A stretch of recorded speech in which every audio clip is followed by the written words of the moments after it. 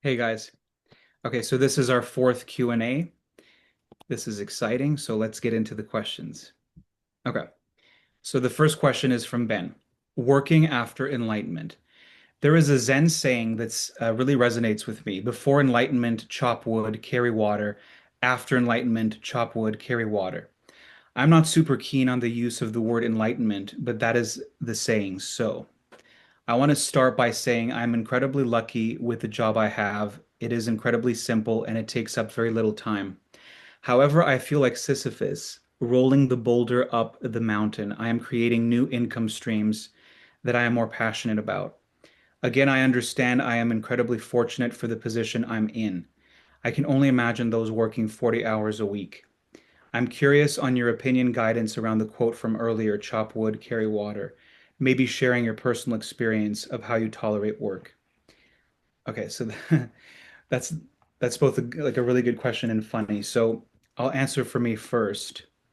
That I don't tolerate it because I don't technically have to work. I haven't had a real job in almost 3 years. But I can tell you, right before I quit my job, um, that was the beginning, the very beginning of my like deep awakening. So I absolutely hated it, food delivery. And the reason I picked that is because by that time in my life, I was just kind of avoiding all fears and I hadn't had any jobs. And then my dad suggested that. And even that one, I was like, ugh, something new. I don't want to do that. But it was like, okay, I'll be in the car by myself. So this is like the easiest possible job when it comes to fears. So I took it and I just hated it, everything about it. The pay is terrible and all this stuff. But towards the end, so I did that for 6 years. Towards the end, right before I quit, was the beginning of me embracing my rage. So I imagine for 6 years, I probably f had reason to feel rage and want to kill everybody, like 1,000 times during the job, like people not giving me tips, and I'm basically paying to work, and just endless frustration. And throughout most of that, there was no anger because I just, I was completely suppressed. So towards the very end, I started to realize, oh my God, I'm full of rage. And so I remember this one moment. It was I was picking up food somewhere, and one of the things that's really annoying is when the food is not ready and takes forever, and you're not making any money, and the person didn't give you a tip and all this stuff. So it was taking forever. And all of my, like, my entire life's frustration was in that moment. And so I thought, oh, okay, it's one of those moments. I remember now I have rage. So what I'll do is I'll wait for this, for the food to come. When I get in the car, I'm going to release this. And so I did. And in the beginning, it would kind of surprise me because when I would scream almost like demonically, it almost felt like it was somebody else.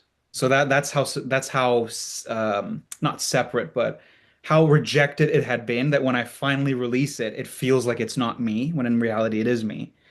And so I shared that example to show you that so let's say that someone that has a 9 to 5 that they hate, even though that sucks, and maybe one day you will have a good job that you like, but if right now that's not an option, you probably can't do that, if you work at the office. You're not going to be able to scream like I did in the car. But that job is giving you endless opportunities for you to release all of these emotions, like when you get home. So after a whole day, that's how his question, let me just open it up again, where he says, um, how do you tolerate work? So when I had that job, all I could do was release the emotions. I was at the very beginning of it. So if let's imagine you work 9 to 5 in an office. I mean, you could even do little bits of it in the bathroom silently, like doing like that, all these things. But when you get home, that's how you will be able to tolerate it. It will become much less of a hell if you have this difficult day. But then when you get home, imagine that moment when you get home, right? You kind of relax and it's like, oh, a sigh of relief. What most people do is they have like all of these emotions from the whole day that they couldn't feel, and then they just start cooking.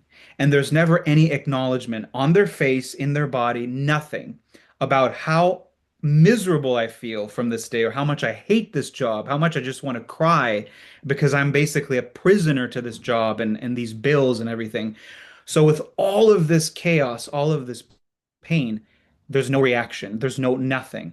And so the way that you tolerate, your job, if you have no choice, is to start embracing your emotions like anger, right? This is not at people, this is when you're alone. And I was even going to make a video about this, but I can say it now. When we talk about this stuff, Joe, like releasing anger, I realize that sometimes it has to be like really detailed because it still can be, we learn to suppress so much that we lose our ability to even be like, what does that really mean?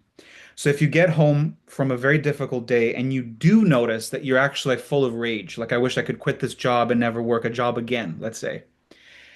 If you have all that rage and you're kind of finally able to feel it, what that looks like is, for example, so you make fists, right? That energy that is there with you in that moment, you can literally burn through it in a few minutes, where you have the experience where it's very big and then it becomes smaller and smaller and then gone. And one way to do this, the only thing is actually it's good if it's like towards the end of your day, because if this exhausts you, you will at least go to sleep and then you will rest. So, like I said, making fists, right? If you do that and you make an angry face, and then you know how you could just shake doing this. I don't know if you can see on the screen that I'm shaking. If you do that and you hold the shaking until you basically have no more strength to do it, and then you kind of stop, but you really did it, you can make the angriest face and you can say whatever you want. When you're done shaking, if you really kind of felt it, you'll notice that like something moved. So where you're about to explode in so much rage and suffering, now it's like, wow, I feel some relief. And if it's really giant rage, then you're going to have to do that a few times. And so the tip that I would give you is if you have to do this kind of explosion 5 times, you have to pace yourself because your heart rate is going to go up. So it's like give yourself a few minutes to breathe, and then you're like, nope, I'm still angry. And then you do another one. And you can play with it. You can say different things. I hate my boss. Whatever you can think of. And so just to answer that portion of the question, that's how you tolerate work. Now, I know what the mind is going to say. I don't want to do that. I just don't want to work anymore. I don't want to have to worry about all of this, all these bills and everything. And I get that. But if that's been hell for you, you having the same job and on a daily basis releasing your emotions will make it much easier. I'm not saying it's going to be your dream job. No. But instead of this hell, it's going to be much lighter, right? And the second part of the question, oh yeah, the Zen saying, before enlightenment chop wood, carry water, after enlightenment chop wood, carry water. So I don't know what Ben means exactly about enlightenment after working after enlightenment, because none of us are enlightened. And so I remember Artem saying something like, once you're actually enlightened, you could probably do almost any job as long as it wasn't, very difficult for the body. You could just do anything because there's no triggers, there's no. But I kind of know what he's asking. So the quote, what that quote is saying is, so chop wood, carry water, is that you could be completely and utterly unconscious, completely identified with your thoughts and emotions, and you hurt people, and you're being run by your ego 24/7, or you could be completely enlightened. And the difference between these two is the inner experience, but throughout this insane journey and realizations and feeling like you're meeting God and melting into God or merging, whatever happens, you never go anywhere. And I think that's what the quote means. So it's like if somebody's unconscious and they're walking through a park, the park is always going to be the same. Nothing is ever going to change. The squirrels are there, the birds, the trees, and an enlightened master could be walking through the same place and they're seeing the same thing. It's just the inner experience that is like mind-blowingly different. But this difference does not change physical reality. And so for now, I think that's all I can say about that. What do you think, Joe? Yeah, so the quote exactly, it's your relationship to your inner experience is the thing that changes completely from, before enlightenment and after enlightenment. Yeah, you can still be doing the exact same job, and your relation to it will change dramatically because of what you were carrying with you before and after. And I know Ben says that enlightenment is not a fan of the term, and it is a very, loaded term now because it's interpreted in a million different ways. If we say it, it just means someone who's completely empty, someone who's completely uh, Maybe I would say like has exhausted, has felt to exhaustion every possible emotion like fear, grief, sadness, fear, and anger. You could say those three basic ones. Mhm. They have felt those in the body to absolute exhaustion, and then there's Yeah. nothing left. Yeah. Yeah, and with nothing being left, that there's no ego left either, because that's a product of those things being trapped in the body. Um, so it's very unmystical in that regard. We say things like, a baby, a dog, or a cat. These are enlightened masters as well. So that's what we're referring to. Um, but it's very interesting because my experience is literally that of the quote. I've done in some capacity or another very similar work for many years, maybe like 7 years. Um, Again, in greater and less quantities because I've done other things with it as well. But there was a time where I was in one of my probably most difficult periods of my life with this kind of suffering. And I remember that I started to blame my work and I began to hate what I was doing and I was looking for ways out.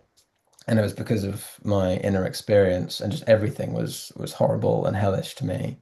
And it was really because of the choices that I was making because of the how unconscious I was about my repressed emotions, and I was still very much in some areas of my life people pleasing and making bad or choices that didn't benefit me in any way because of that. And I was getting in financial difficulty and relationship difficulties, and just everything was going wrong. But it can all be, blamed, if you want to use that word, on the unconscious emotions. And as doing this work more and more and more, these things become alleviated, and I'm still doing the same kind of work, and I enjoy it because it's not like an active enjoyment, but it sounds very similar to Ben's situation where it's quite simple for me to do and it offers me a lot in terms of freedom. And it did then as well, but I couldn't see that because I was in, a very difficult place and was blaming it, for a lot of my problems. Um, so I think it's almost like putting on a new pair of glasses that makes you just see the world entirely differently. As you do more and more of this work and become lighter and lighter and more empty, that you see that there's probably not a lot wrong with the situation that you're in, and there's going to be even less wrong with it the more empty you become. As Steve was saying, in a state of complete emptiness or enlightenment, um, you really could do anything because you're just completely present with it. And you'll have preferences, of course. I'm not saying that you necessarily want to work in McDonald's for the rest of your life, but I don't think it would be a problem if you were, but you might, choose to do other things. Um, no disrespect to McDonald's workers, of course, but um, yeah, so I think tolerating a job, just to echo what Steve said about how difficult it can be when you're going through all of this, um, it is something that is tolerated and it's difficult to hear otherwise. But the more and more you release, the less tolerating has to occur, and it just becomes a much more simple relationship to what's happening in the physical world. I would say, from my experience, exactly as well as I said, like nothing has really changed. My choices relating to it have changed because I've become much clearer, in my thinking, I think, because of all of this. Um, so I think the need to tolerate decreases dramatically. Yeah. And I think I had two things. The first one is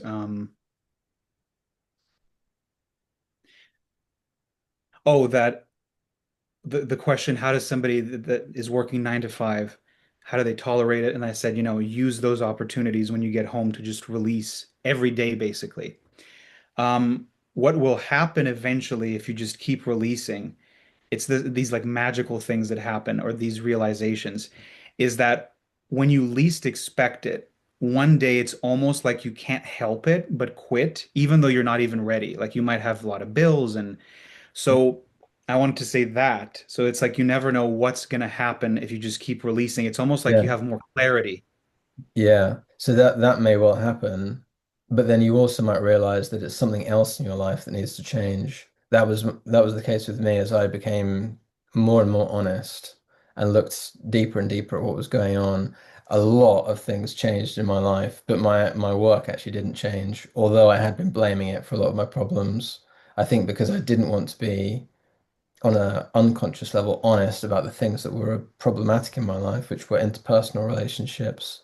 Um, and when those things changed, and I, did some very difficult things, um, it was similar to quitting a job, but just in other areas of life. But in my particular case, the work continued.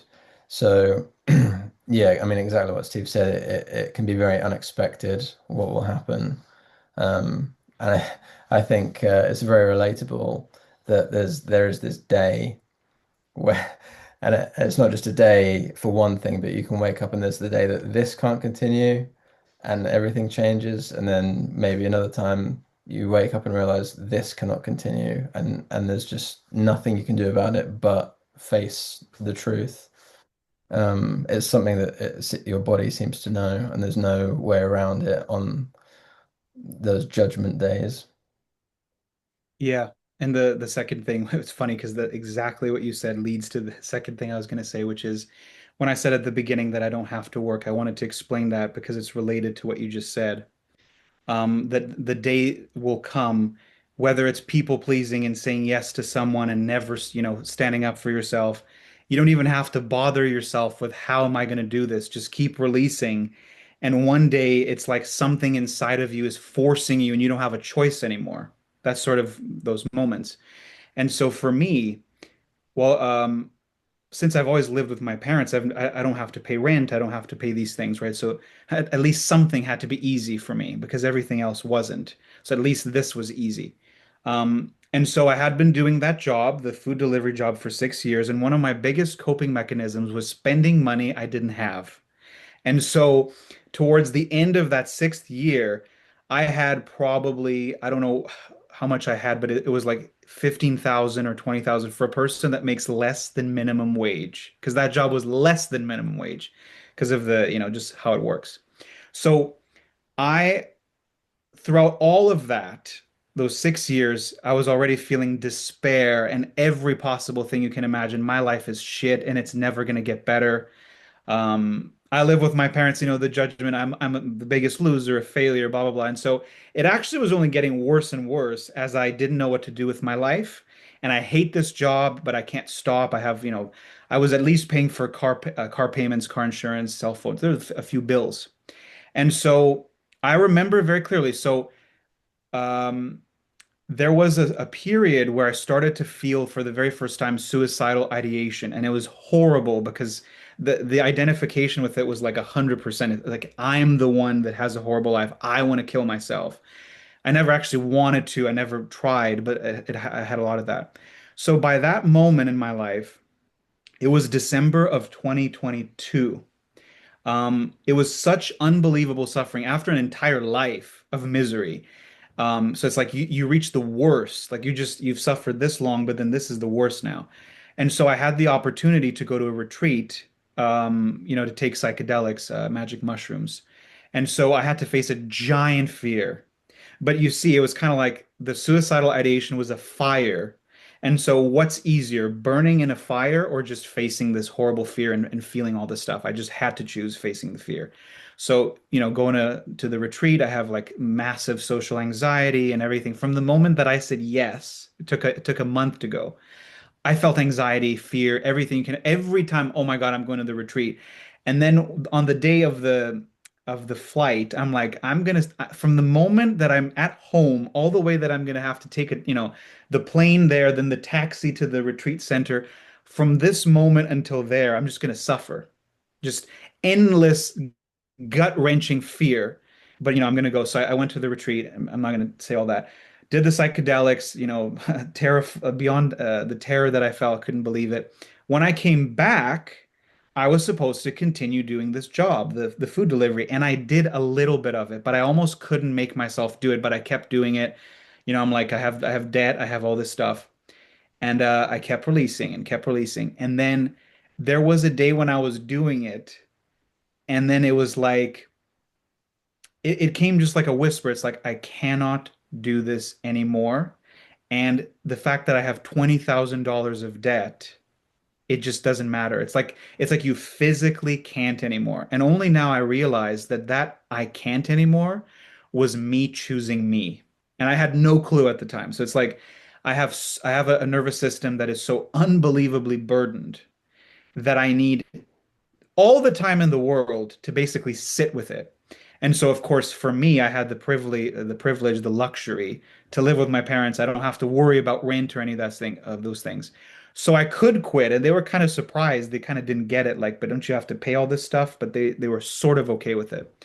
And from that day, where I no longer had a job, nowhere to go, no friends, never had a girlfriend in my life, and I was just alone most of the day, that's when my this period started and it just got worse and worse and worse. So I said all of that. I'm going to try to remember the question because there was something related to this. Um, I went so far into the story, but there was something. What was the last thing that you said? Which was, oh, the whole story was just to show you, like kind of a more broad for anybody that's listening, how every person's journey is unique, right? So I had the luxury of not having to worry about rent and these things, but I had other things like $20,000 of debt that every month you have to pay, and then I had nothing, right? My parents are not giving me money to pay for my car. I would use a line of credit to add on debt. So can you just imagine that you have like 20,000 and then it's like every month it's like, here's 500 for the car, 300 for the insurance, and not a penny coming in and not a penny coming in. And so this is like the ultimate pressure cooker. So every journey is going to have these elements. Some people will not have the luxury and they're going to have to worry. They're going to be sick and worrying about their rent. They're going to have that. And so that day comes, and that's one of the biggest moments of transformation. It's also horrible when you feel that you don't have a choice anymore. So I just wanted to share that. Okay, let me go to the next one. Just one second. I have to make the font a little bit bigger. I can't see clearly. Okay, so this one's from Elena. Trauma bond relationships. I've often heard it said that the subconscious attracts relationships that allows us to relive the traumas we experienced in childhood. Since my childhood was deeply traumatic, I later found myself in relationships with men who ignored me, insulted me, or humiliated me.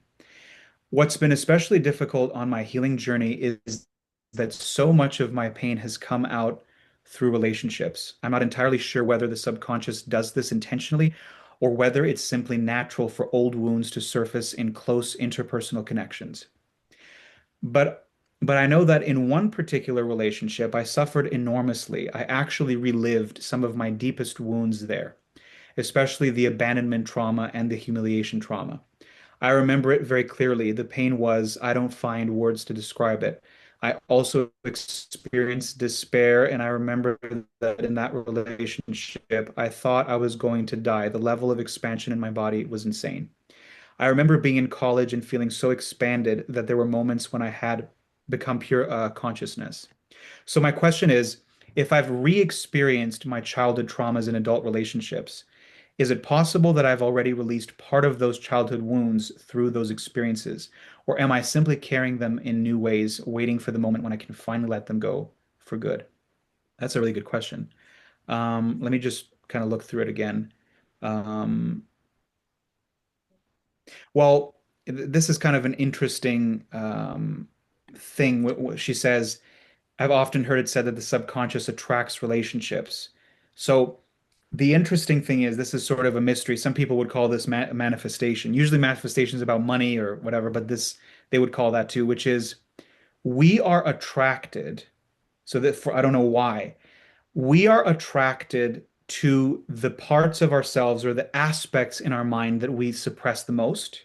And so what this will look like is um, if I look at a woman and I cannot understand why I'm like insanely attracted to her. The mind will say, "Oh, she's very beautiful physically. She's this and she's that." But when there's this kind of obsession, it's probably a telltale sign that some aspect of this woman is an aspect that I've suppressed in my mind. And so the fact that I've suppressed it in my mind, this is a kind of a mystery. We can somehow know on a deep level without actually knowing it like in the mind, like in thoughts. Somehow the attraction that I feel for this woman is not what I think it is. And so let's say you said you were humiliated, right? So if you saw this man and you thought he was very handsome and all this stuff and you're so attracted to him, the reason why there might have been such a, what's the word? Almost like a magnet and you can't help yourself. It's like it's uncontrollable attraction. That attraction is literally like your mind somehow on some level knowing that that man will humiliate you and it's the part of you that you've suppressed the most. So if this is over here completely suppressed deep in the mind, somehow that's what creates this pull, this attraction to the person. So I think that that's kind of interesting. Like, wow, how does that happen? But that definitely happens. And the other part was,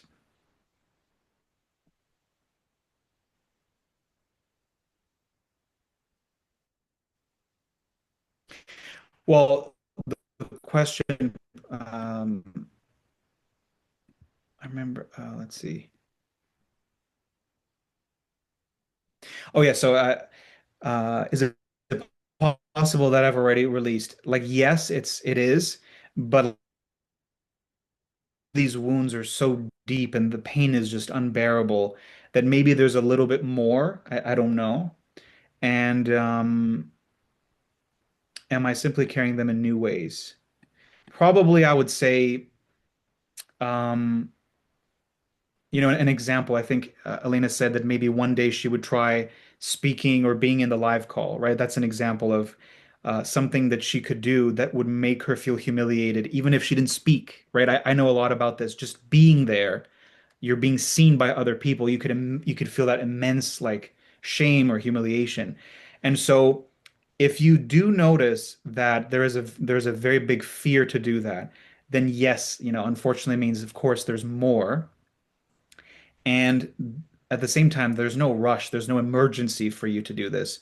It's kind of like what we just said before in Ben's question. If you kind of keep, releasing the emotions and doing your best, sometimes you feel stuck. There will be some day that you cannot predict where you will feel, oh, today I feel like facing this fear. I don't know how. For the last year, it felt impossible. Today it feels very difficult, but not impossible. So this can happen. Um, yeah, go ahead. Yeah, no, I was just going to say that's a very good way of describing it, is that the day before it's completely impossible, and the day after it's extremely difficult but possible. Yeah. Uh, 'Cause I again I can think in my own experience where speaking in public, everyone is scared of that for the most part, and having to do it in small amounts, years ago. And slowly building up and up and up to the point where I was doing it, to many, many people and doing intentionally embarrassing things with like performing on stage and these sorts of things that I could never have dreamed of in a million years at the beginning. But at the very beginning, there was maybe a day, I think I was forced to because um, I was in art school and I had to present some work and then talk about it. I remember being so, so anxious about doing that for, as soon as I knew I had to do it until doing it and then doing it again and again and it's slightly more easy each time and, and building and building and building. So when there's an opportunity, when the stakes are very low and there's something that you can do to entertain fear a little bit, You know that there's going to be discomfort, but you know ultimately it's a safe environment that that's a good opportunity to think about facing a fear. And you know that there's only your body can tell you if you're ready to do it or not. But knowing that there's opportunities to dip into it can it can be very surprising how much very small step can take you so far. Um, yeah, that was just my point on that. And I think this topic of fear, I just remembered, even though we're answering, specific people's like, question, whoever sees this in the future, it's fear is probably the most difficult thing on this journey, especially the biggest fears that you have. There's probably nothing worse than imagining your very biggest fear that you're not ready to face and you just can't. And so I want to talk a little bit about this because it's hilarious. I used to rehearse this a long time ago and then I'm here. This is I don't people are going to be like, "Oh, manifestation," right? But it's funny. Some of these things happen um, because what I would think if I was listening to someone talk about fear, like if somebody's watching me, they think that I no longer have fear, right? Because I'm doing this, and let's say they couldn't do this. And so back then, if I saw somebody that was like, I'm not like successful yet, but let's say somebody that was very successful, everything went right for them, and they're talking in front of like 1,000 people, if they said to me in the video, "Oh, I once, struggled with fear," I would kind of say something like, "You can do it because there's something special about you, but I Mm, can't. I can't, and I never will be able to." And so I have been there, and what I was going to say is that it took forever, right? So this is not like overnight. Like for most of my life, I think as my heart closed and I was more and more I guess, hurt by many different things. There was a very big chunk of my life where there was no facing fears. So I was literally like, if I can avoid every possible fear and stay at home, I will do that so that I don't see anyone, right? New people don't even think about it. Um, mm, and so there was a huge chunk of my life that I couldn't face fears. And so if they seem impossible, it's because they are right now. yeah. And um, like for me, the one that I still haven't is to do with women and relationships. I feel that I'm slowly heading that way, but it's probably my deepest wound. And so, now I've been able to, I'm crying a million times, crying for myself. I just feel total compassion for myself that every version of me, including this one that's still not in a relationship, maybe is still not quite ready, I just have complete compassion. Like I've seen how much I've been through now. I realize how much trauma I have or had. And so if it takes this long, it actually makes complete sense, right? Um, One last thing on fear, or maybe nothing. Let's see. Yeah, I think maybe just to stress that again, which is you can be aware that you're not facing fears and then this is very difficult when people kind of pressure you and say that if you don't face your fears, you're the reason why your life doesn't change. I mean, that's the most narcissistic thing you can say to someone that's full of pain and trauma. And so you can be aware, oh, I can't face this. I can't face that. Maybe if I did, I would change my life. But if you can't, that's all you can do right now. And the most healing thing would be to actually start loving this part and to say, you're too scared and it's okay. And just keep Mm, living your life. And that's all you can do. yeah. To absolutely not judge, being in a position not to be able to do something. Something that there's also something about honesty and fear where you start to see this could be, I'm just thinking about when you're honest about how you feel about someone, but you don't want to be, or honest about what you want to do, like quit a job or something. You you see a little bit of it there in your mind, and then you can sort of start to play with it. You don't have to do anything because it's just like a mental thing. And like say hypothetically, I don't like my job. That's one step. And then you're like, well, let me just imagine doing another one. Just imagine. And then let me imagine um, quitting. What would that actually look like? what would quitting look like in my mind. Um, in my experience, th that kind of happens naturally, but it's always like again, it's like pulling of a thread of honesty. You've sort of admitted that you want to entertain an alternative to the current situation, and then playing it through, your body again almost automatically shows you what you want and how to do it. Not in a magical way, but it's like, yes, I can feel that I honestly want to change, do something else, be with someone else or no one. And then the snowball starts to happen. So that there's um sort of facing the fear in your mind leads inevitably to it happening in reality, I think. Yeah. Um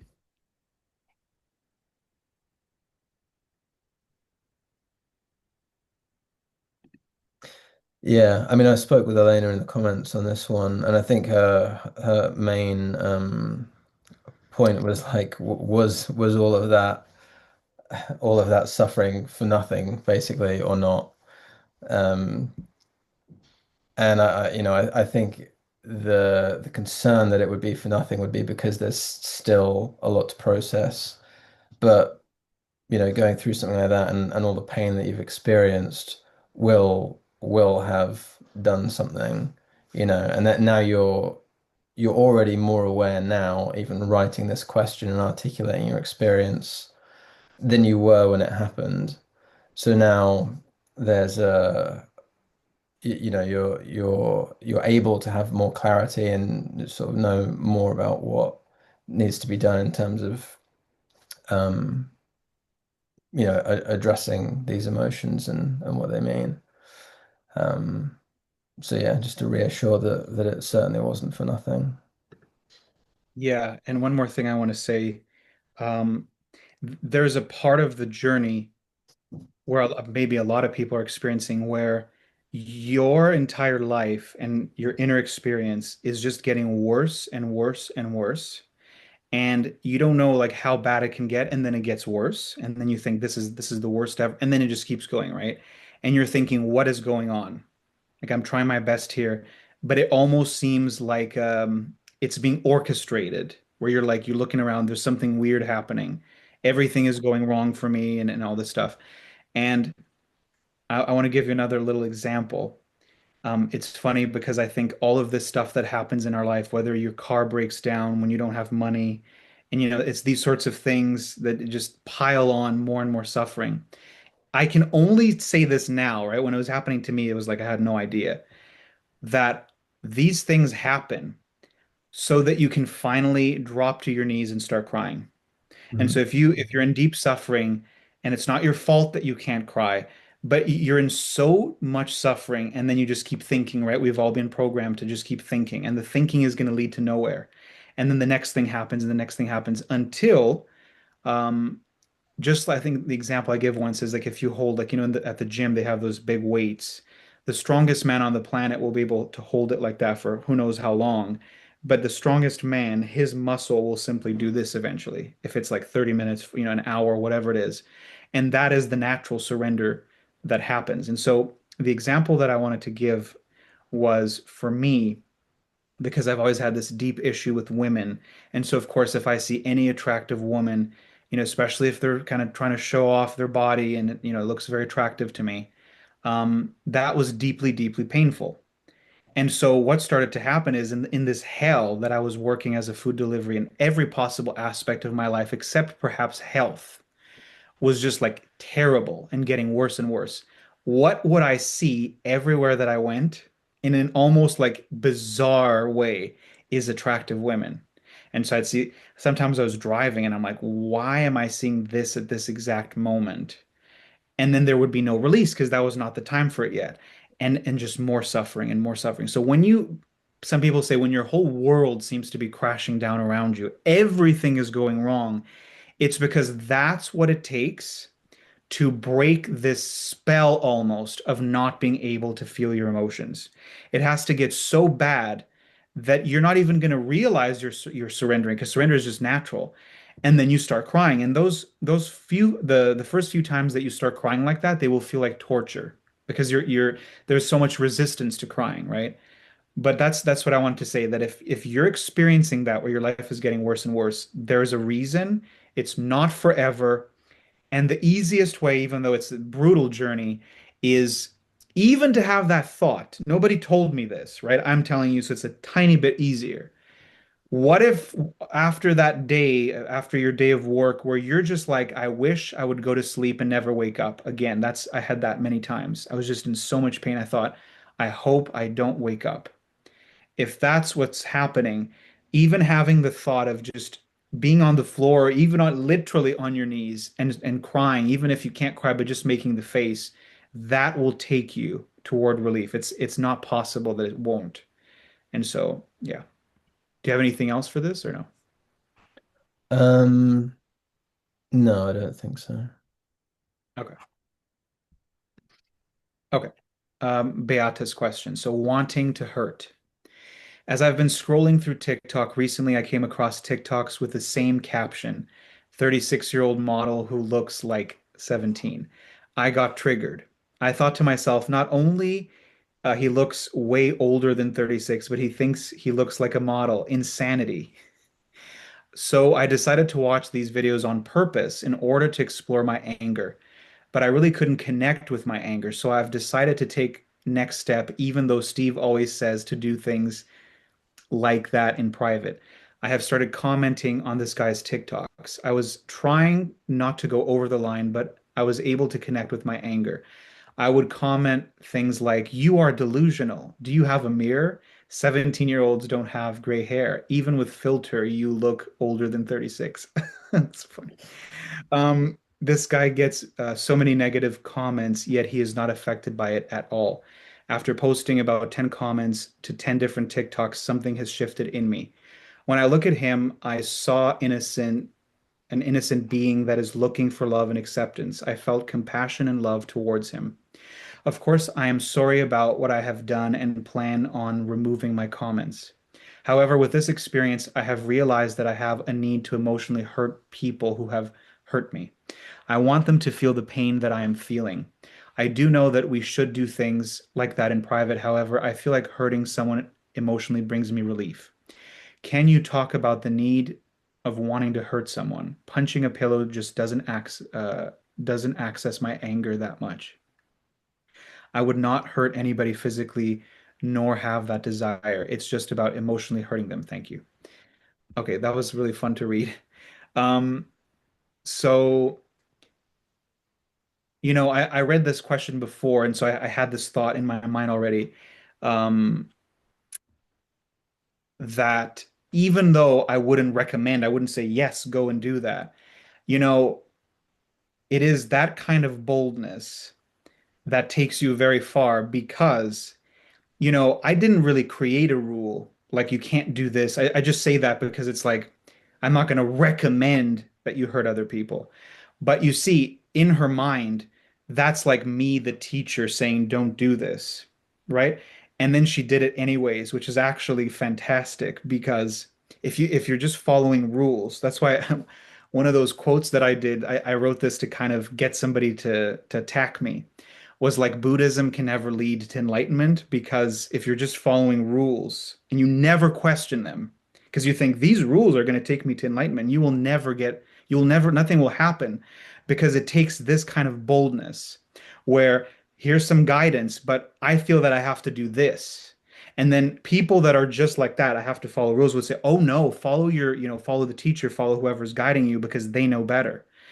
And I could know a lot of things, but I think every single person has to do that. I've done that so much. Nobody told me to do the craziest things that I've done, right? In my mind, actually, the ego would say, "Oh, you can't do that. It's not spiritual."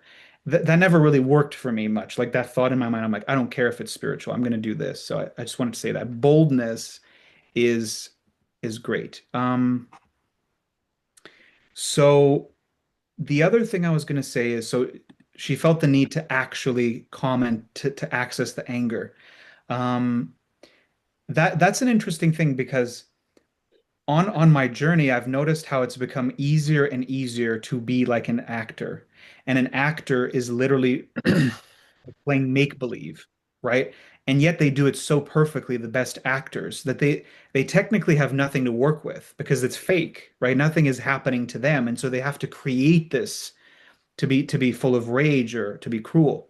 And so maybe for Beata, she needs to do that to access the anger more. But eventually, what I want to say is that make believe will become easy. And so you said I need to hurt people. What was it? The very end. I have realized that I have a need to emotionally hurt people who have hurt me. So yes, that's like a huge part of the journey, which is you hurting other people. But then what I recommend is eventually you doing that when to nobody, to just with yourself.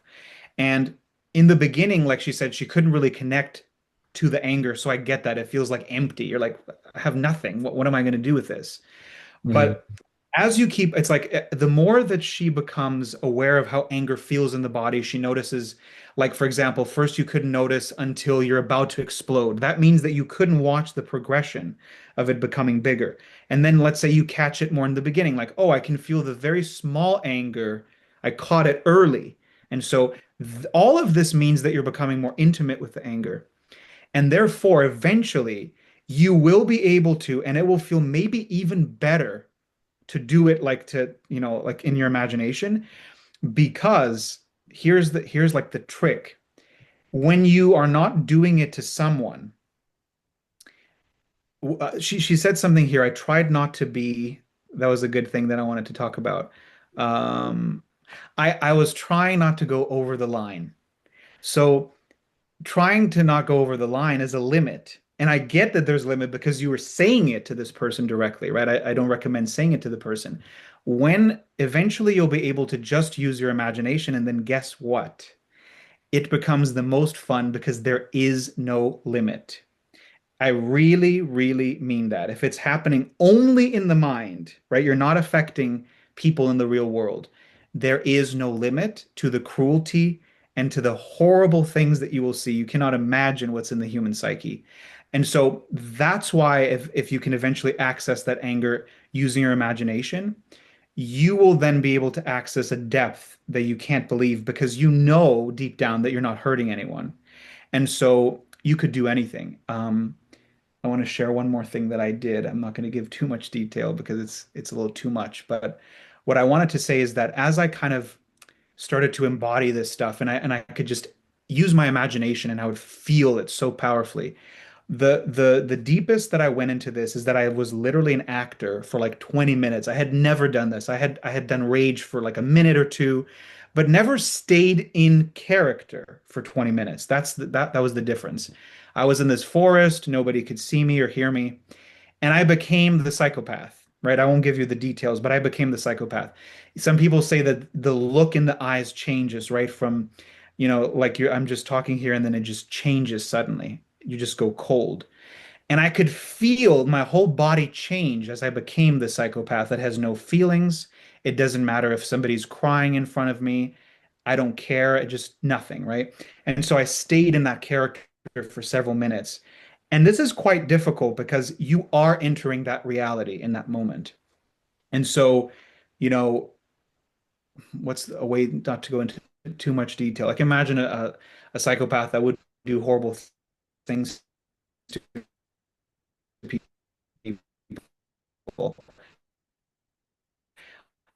Um, and in your imagination, you're kind of saying things. Oh, if they're tied up and they can't be horrible, I'll only say this, but it's like your tears actually, turn me on, or you can keep crying. I don't feel anything. So that sort of thing. Imagine acting that. So I had to be an actor. I was in a forest. There's nobody around.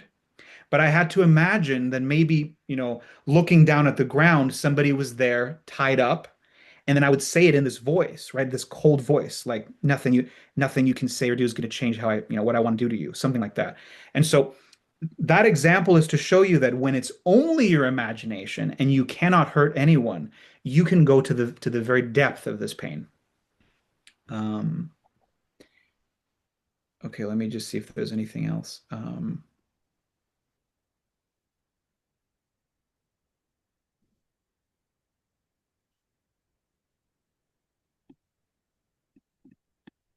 It's interesting the punching a pillow because I said that such a long time ago and I said it a number of times, but now, obviously, as I go, as I also have my journey, I can see how that might be, it doesn't work if you can't access the anger.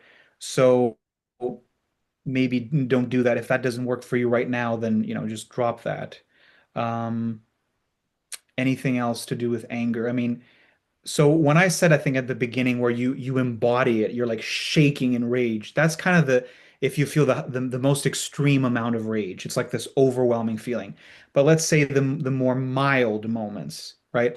Those are moments, the most mild is almost like a mental rage. It doesn't feel like you need to embody it. And you could just let out very cruel comments that nobody will hear.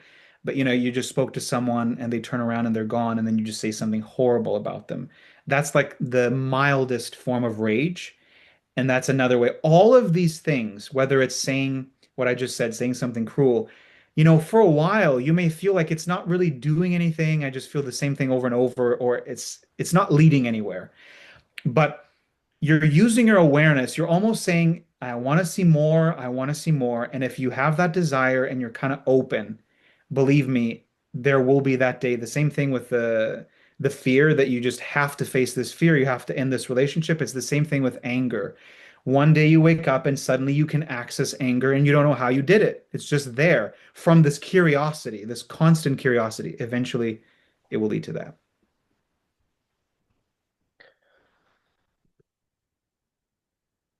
Yeah, I was just going to add that in my experience, beginning to try and work with anger and punching a pillow was not immediately productive either. It was just a way to start interacting with it on some level. But I don't think it ever really was the thing for me. I think what happens is you start to become a bit more intimate with the anger that's there, and then you'll find something that works for you, that feels real. You're connecting directly with the anger, and then it will start to produce.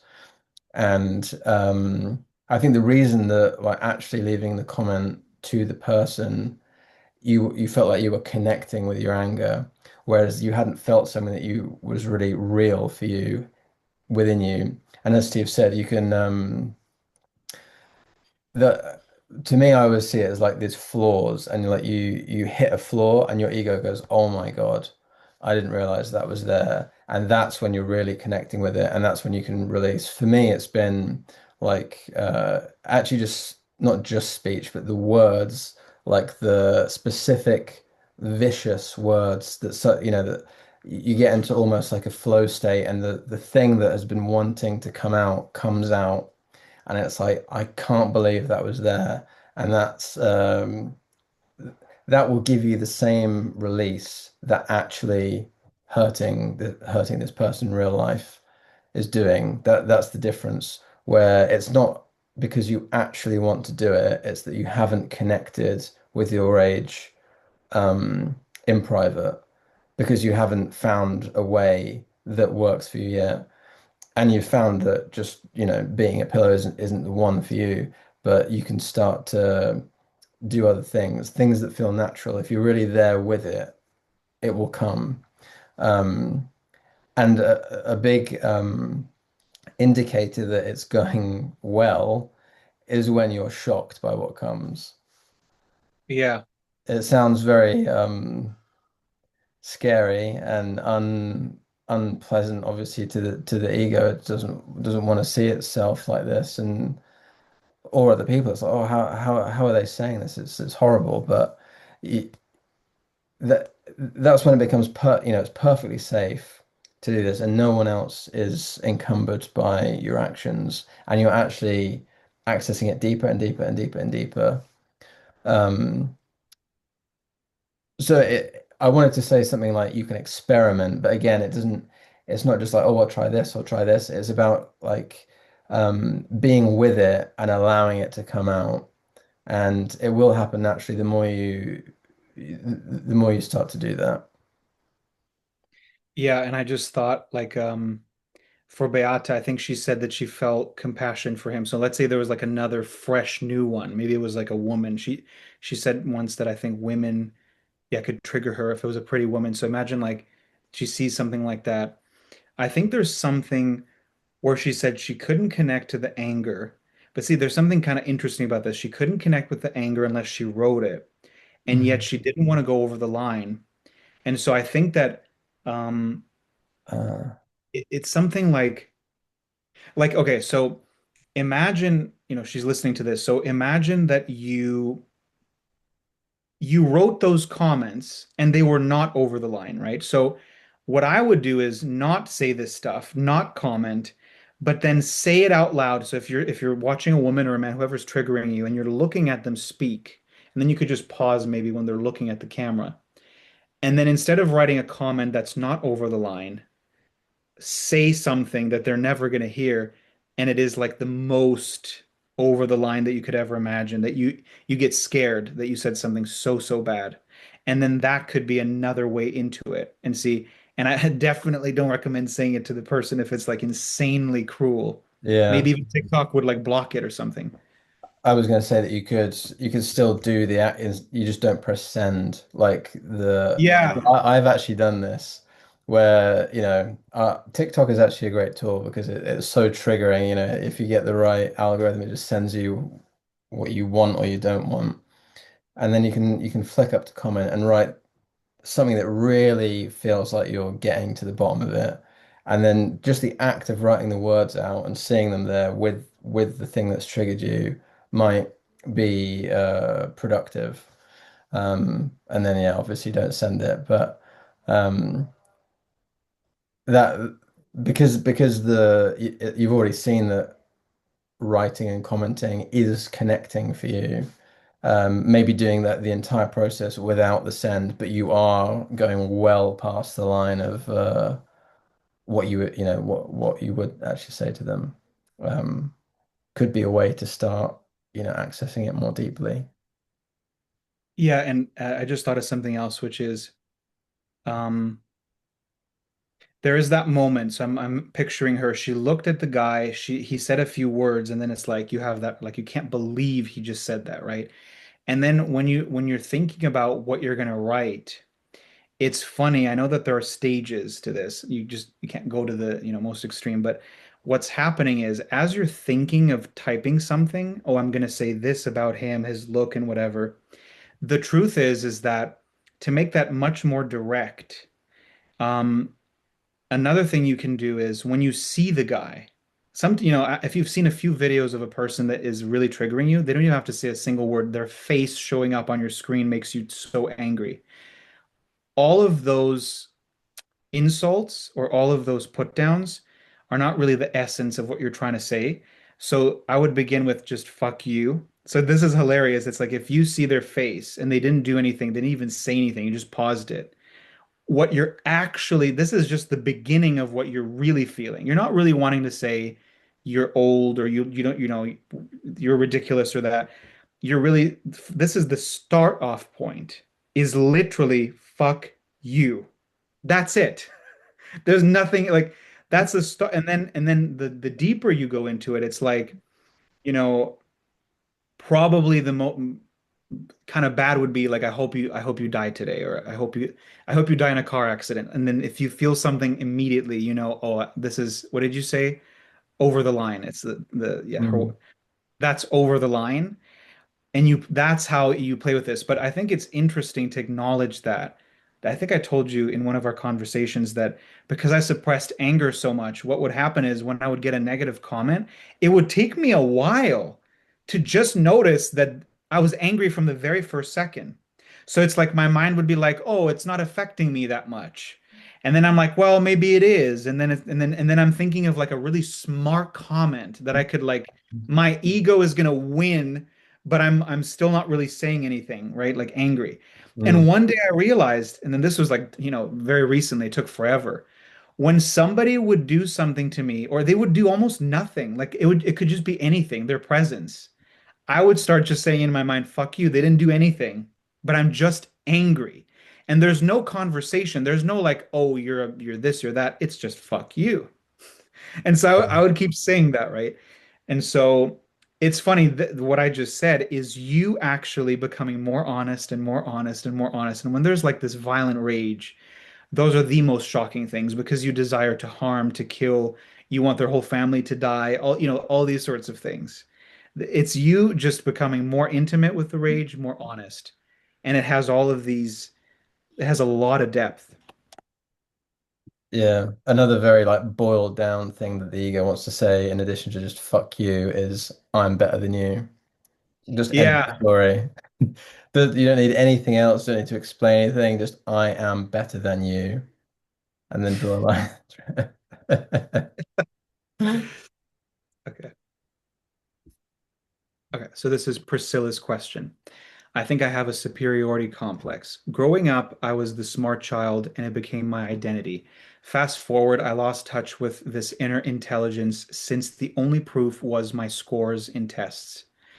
I lost myself and became highly insecure, not just with books, my looks and the role I played in every context. I regarded myself as very insignificant and wouldn't even accept that someone loves me. It affected my romantic relationships as well, causing me to lose people I truly cared about. Somewhere this year, February, I started working at a new facility, and as I was standing there trying to microwave my lunch, I had this huge realization, almost as if my eyes were open to something. I remember myself. I am beautiful, smart. I am not inferior at all. Ever since that day, the world has proven to me this fact. Strangers complimented me, people validated me, and I had this confidence. Now nothing can strike me. I interpret every reaction to favor me. Someone bullies me, I think that they are jealous, and so on. Now I think I'm being delusional. How do I undo this? Very interesting question. So, well, immediately what comes to mind is to explain that in our mind, in the psyche, if there is one aspect, there must be another, and they're kind of like a pair or a couple. They exist together. So inferiority, so if you want to call it an inferiority complex, actually cannot exist without the counterpart of superiority. It's not possible because they're both from pain. To feel inferior is to be, to think that you're worthless, you don't deserve love, you don't deserve anything. But superior sounds like you love yourself, right? But the reason why you need to feel superior is because you don't feel superior. It's so obvious. Someone that actually feels 100% okay with themselves does not need to walk around basically saying, I'm superior, right? I'm superior. Have you heard I'm superior? Somebody that actually feels good about themselves cannot say that, right? They would say it in indirect ways.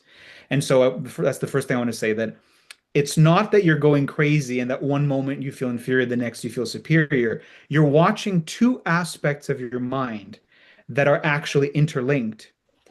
And so she said, so first, as a small child, which we all are, we're just happy and, happy to be alive. That's basically how I would describe it. And then you kind of lose touch with that. And then she became insecure. It affected her whole life. And then now she said,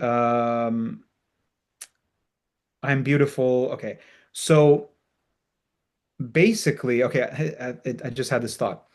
Um, the mind can sort of go back and forth. So what can happen is now she's experiencing this, and eventually, I'm sure the inferiority will come back because of what I said. They're interrelated, and it's almost like your mind is exploring one and then exploring the other.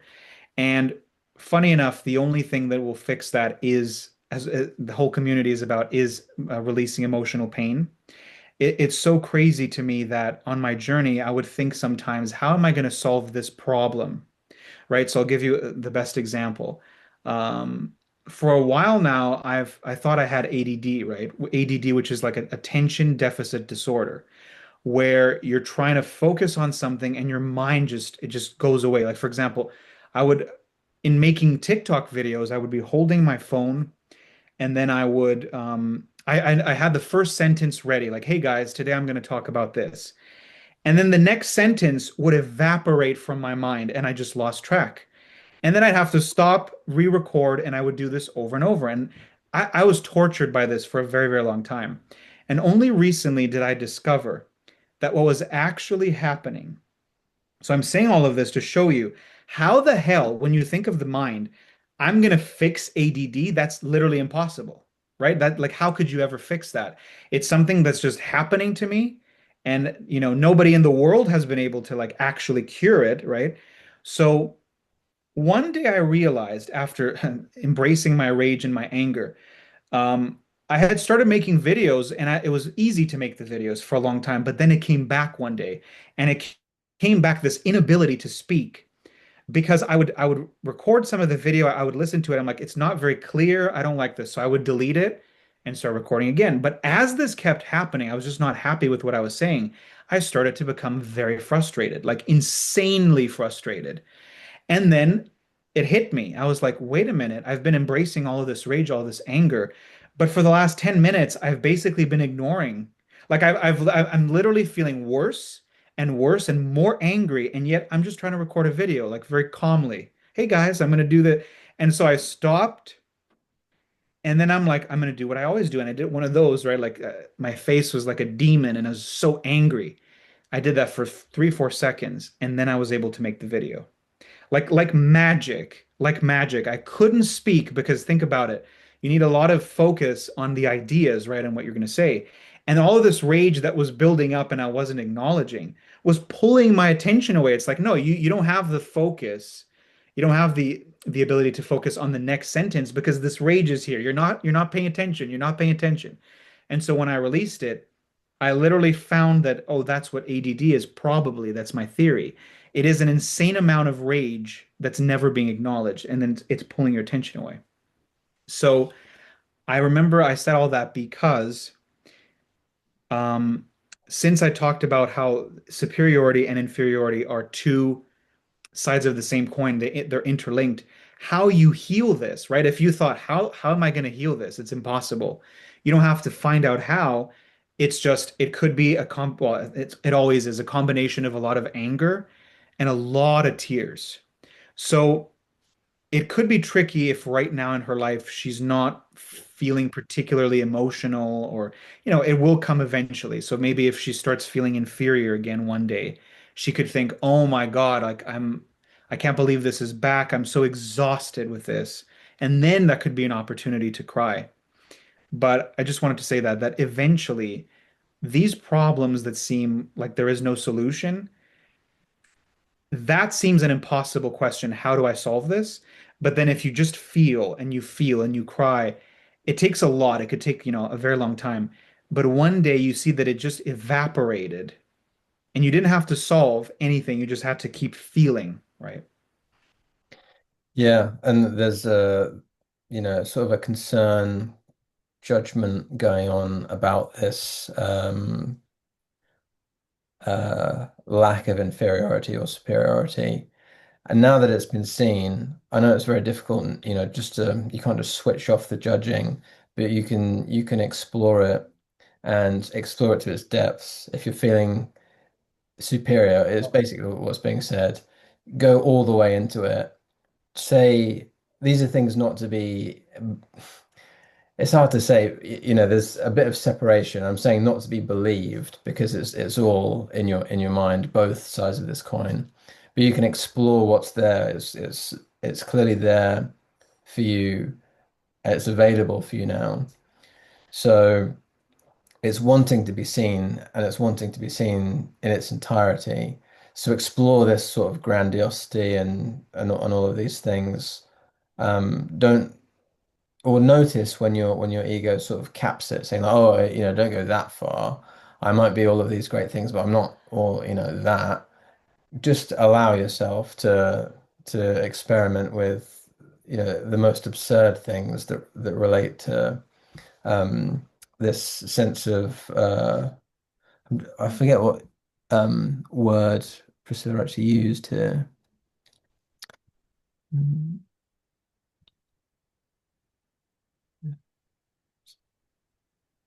But yeah, just I am beautiful, smart, not inferior at all. Um, yeah, just see what wants to be said because once you start, it becomes a fun game. You're beautiful, you're smart, and then what really wants to be said? Do you want to say that you're better than other people? Do you want to say that actually you're shit and I'm amazing? I'm just whatever comes out, let it come. But then inevitably, what may or most likely happen will flip again, and it'll feel quite bad. But you'll be able to have this distance and see what comes up. Um, but it's the depths of these polarities that want to be seen and heard, and with them will come emotion. Yeah, and it's interesting because the superiority um, is experienced as much easier than inferiority because inferiority actually connects directly to the pain, and superiority is actually covering up inferiority. So that's why it's much more comfortable. Um, but yeah, you know how you talked about going as deep as possible into each one. So if right now she's experiencing what she's calling superiority, you know, it can be tricky because, you know, we talk about a little bit about awareness, which is the ability, this ability that you have to observe your thoughts and emotions and all this as a witness. And witness means that you can actually see that if your awareness and you're watching, for example, very negative thoughts, then you realize that thoughts are not really that serious, right? They're not going to hurt people. And so that's also kind of, I don't know if she has experience with that, with observing herself. But the superiority, you see, it's kind of like a game. It's funny because our imagination, even imagination as a little child, people think that, you know, a child that has imagination and they have imaginary friends, that that's part of being like a pure child.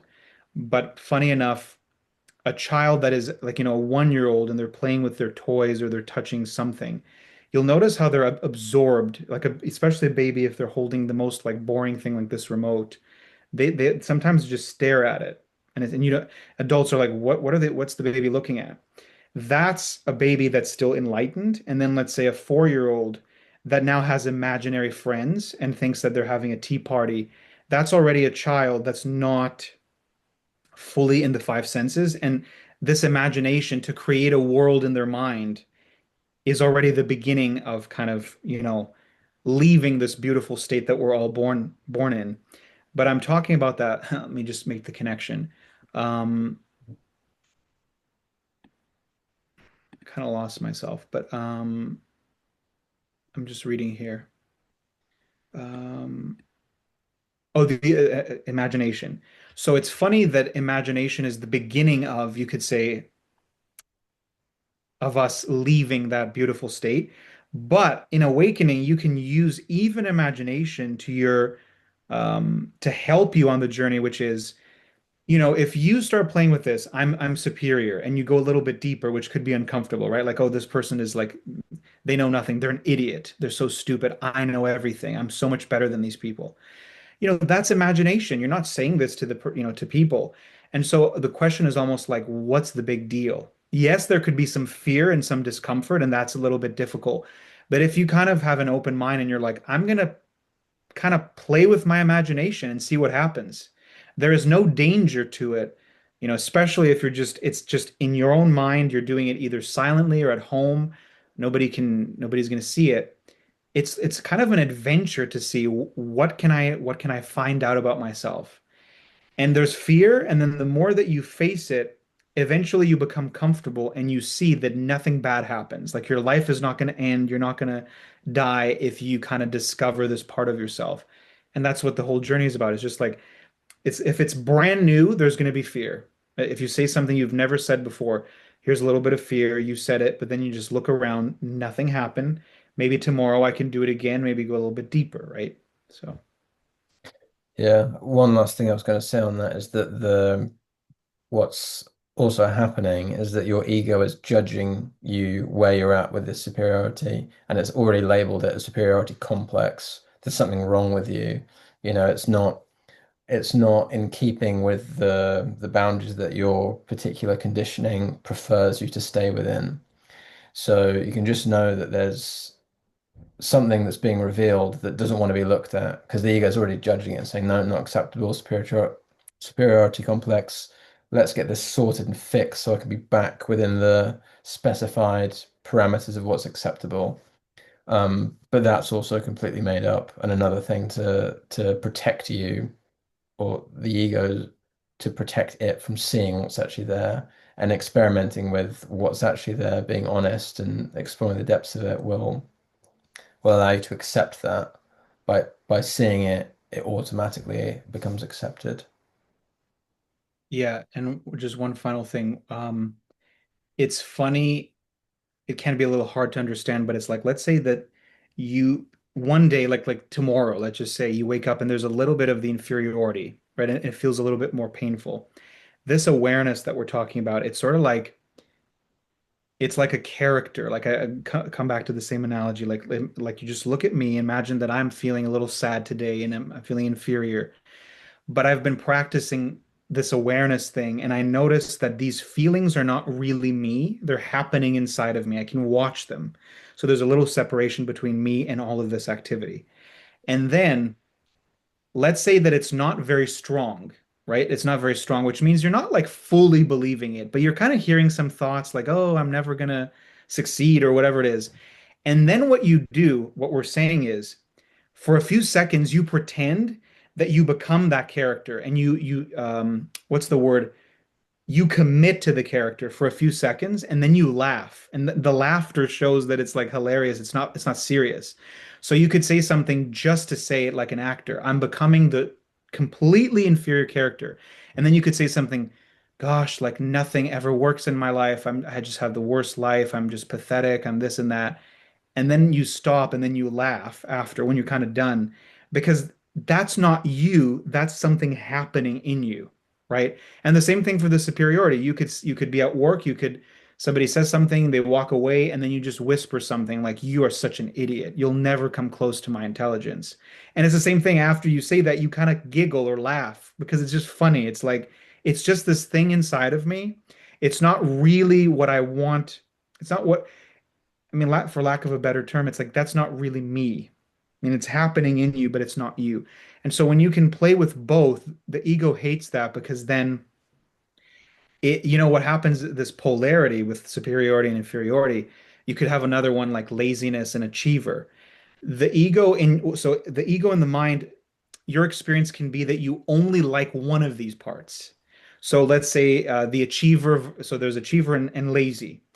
So both of those live in your mind and they're the same thing. Like you could imagine two coins and they're just the same thing, but for some reason you think that they're so different that the lazy one is shameful and bad and the achiever is very impressive.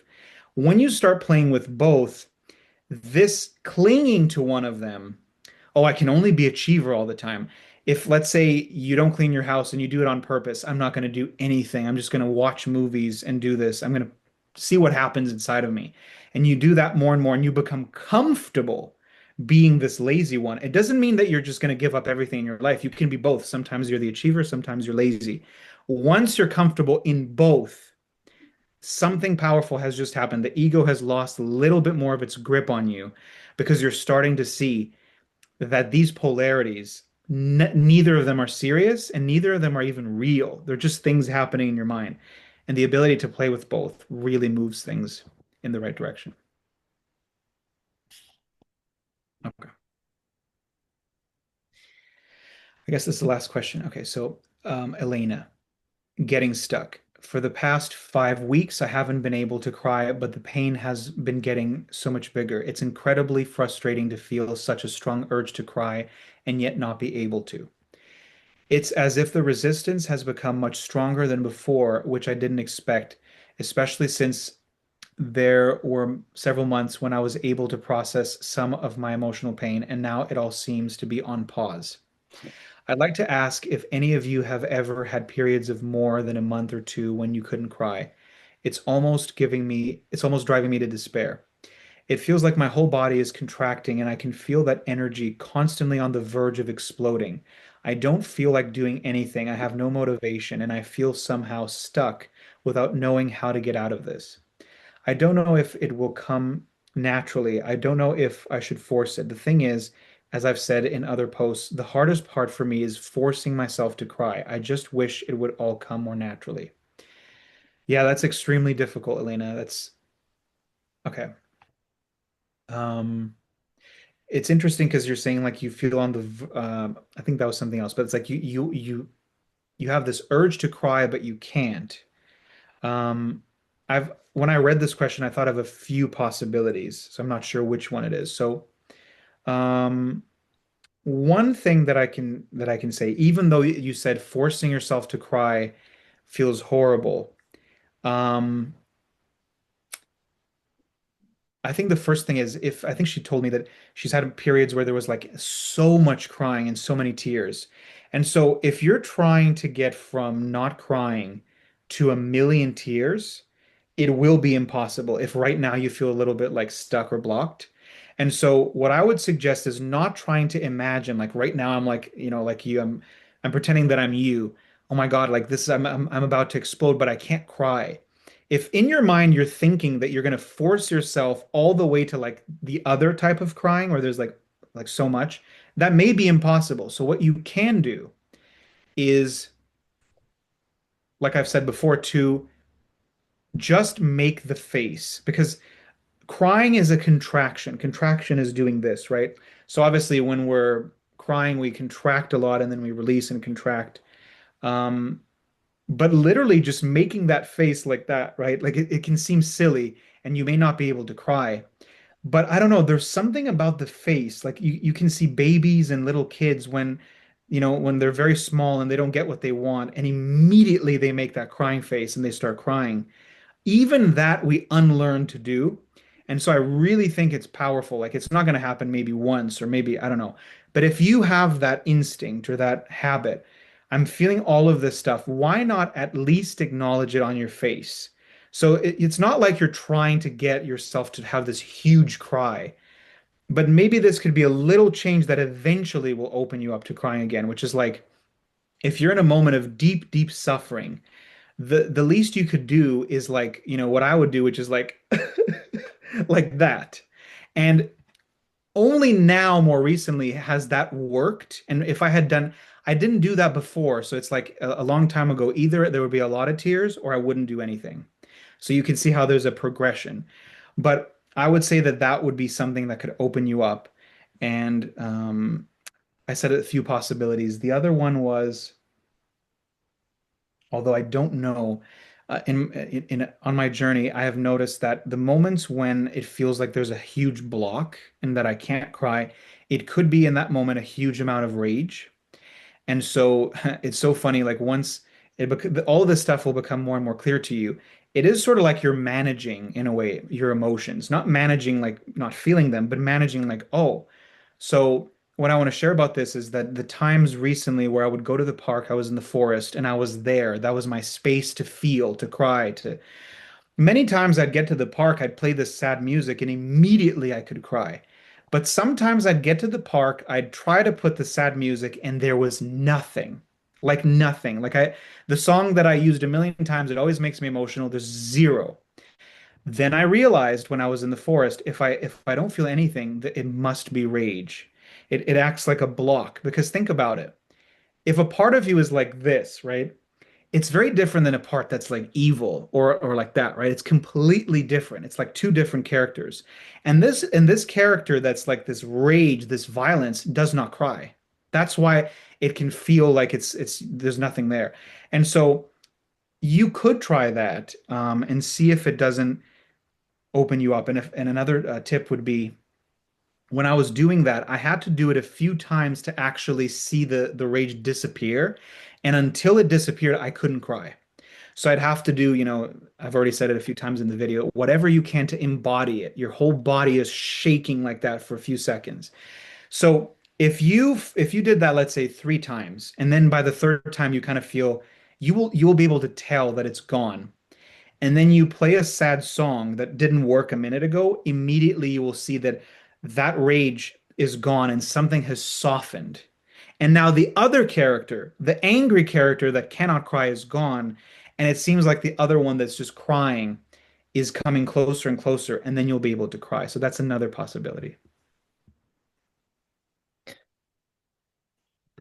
Yeah, I was going to add that there is also a kind of judgment apparent here of the state that you're experiencing physically. And just being with what's there in the way that it is can allow it to sort of move as well without necessarily the goal of something happening. And that you can do this by just being with yourself and putting your attention on your body. Obviously, the mind's going to be racing and saying things like, "Oh, I hate this. This is so uncomfortable." Blah blah blah. But if you can find moments where there is not a judgment of what's going on, and you can just be with your attention on your physical sensation consistently, this will help it move. But again, it's just about being there with it. You're there with yourself. You're allowing yourself to be blocked or be frustrated without the desire for it to go anywhere else. At the moment, it needs to be as it is now. And when your attention's on it, you can become curious about it as it is, not about what you prefer it to be, which is to cry it out or, for it to be released. And allowing it to be there um, is almost like it's signaling that it's safe for it to be there and safe for it to go through the process. Um, Yeah, so that's another thing that you can try. Because it doesn't always happen in one way, these releasing of emotions. Sometimes it just happens automatically. Sometimes you have to like urge it out and in the way that Steve was describing it. And there's been many times where I've just felt something in my body and I've just placed my attention there. And with time, in that session, it's come up. But again, it's important not to put an expectation or a want or a desire for things to change, but just to be with it. Um, yeah, and that's all you can do because it is here as it is, not as anything else. And then in the bigger picture, it will, do as it needs. Yeah, and what you said about focus on the body. So that reminded me of certain moments when I also kind of couldn't cry. And what I would do is um I would, I was sitting down somewhere and I closed my eyes and I knew because I could feel like it was so uncomfortable, whether it was in my stomach or in the chest. It was just unbelievably uncomfortable, like heavy or whatever. And when I would close my eyes and focus on the sensation in the body, because we don't want to focus on it because it's so uncomfortable. We everything in us wants to run away from it. So that's why we start thinking a lot. And so if you can literally direct your focus and to feel that sensation, which is so uncomfortable, for me, those were the moments that then I would just naturally make the crying face like a little kid and start crying. And a lot of times it would only happen when I would really focus on that heaviness in the body. I would kind of try to feel it, and then I would start crying. So that's another thing. And like you said, just to say it again, that there is no expectation. So it's like, oh, if you can't cry, you're doing bad on the spiritual path. It doesn't exist. We would never think that. Um, and, you know, maybe I didn't experience exactly what you're experiencing there, but I'm sure I've probably in my own way experienced like all of it, all of these different things. Um, and it will eventually, it's like it can take a while, but one day suddenly, certain things are just resolved. There's one final thing that I was going to say.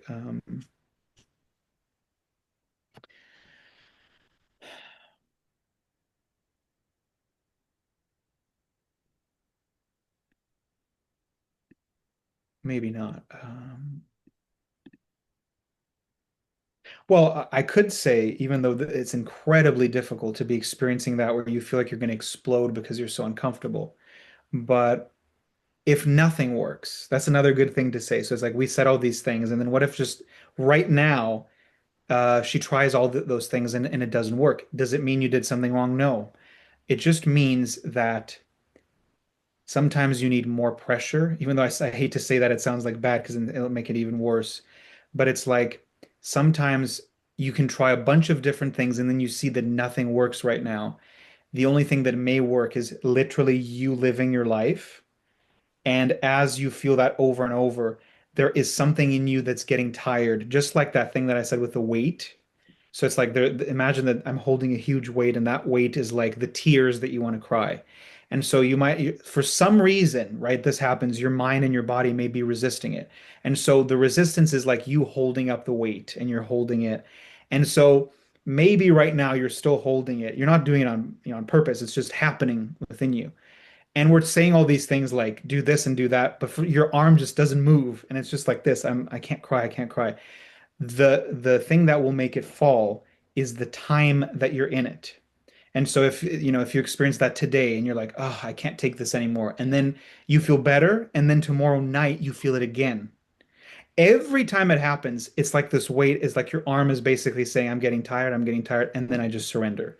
Don't look for surrender. Some people say, oh, just surrender. That doesn't exist, right? Surrender happens to you. So if nothing works, it sucks, but it's like just wait because it will happen. It's just like a weight that nobody is strong enough to hold forever. It's going to come down. Yeah, great. Okay, well, that's all the questions for today. So thank you everyone who submitted them, and we will see you again next week. Thank you. See you next week.